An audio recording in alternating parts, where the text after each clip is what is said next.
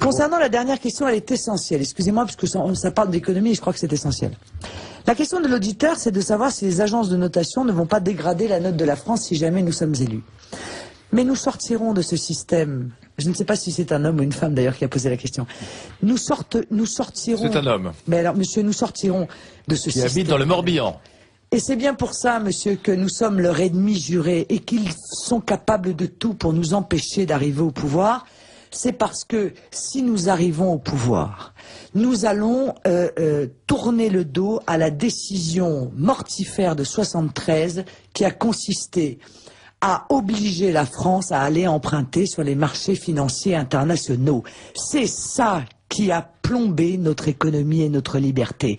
C'est ça qui fait que nous sommes dans la situation d'un ménage surendetté. Expliquez cette décision qui est peu connue.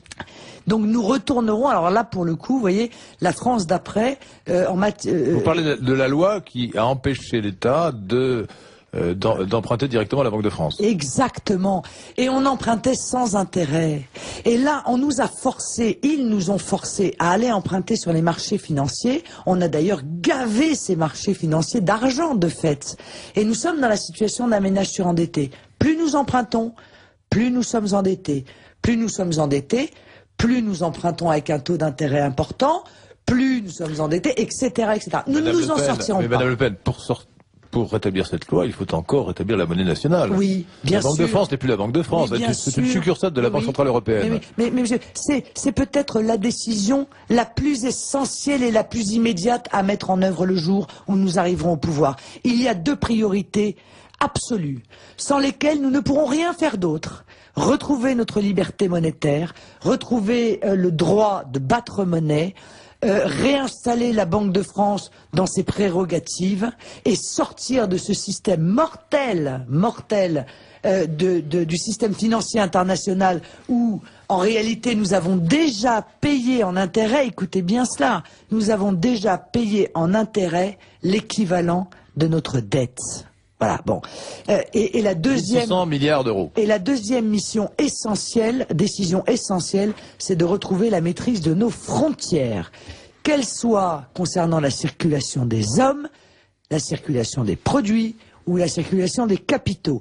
Sans ces deux mesures-là, retrouver la maîtrise de nos frontières, retrouver la maîtrise de notre monnaie, toutes les promesses sont illusoires. Voilà, parce que nous n'aurons pas les moyens de les mettre en œuvre. Je propose que nous donnions priorité aux questions des auditeurs. Moi, j'aurais moi-même quelques questions qui me brûlent les lèvres. Oui, non, quoi, si nous faisons ça, Monsieur Descartes, si nous faisons cela, c'est le problème du Tour de France.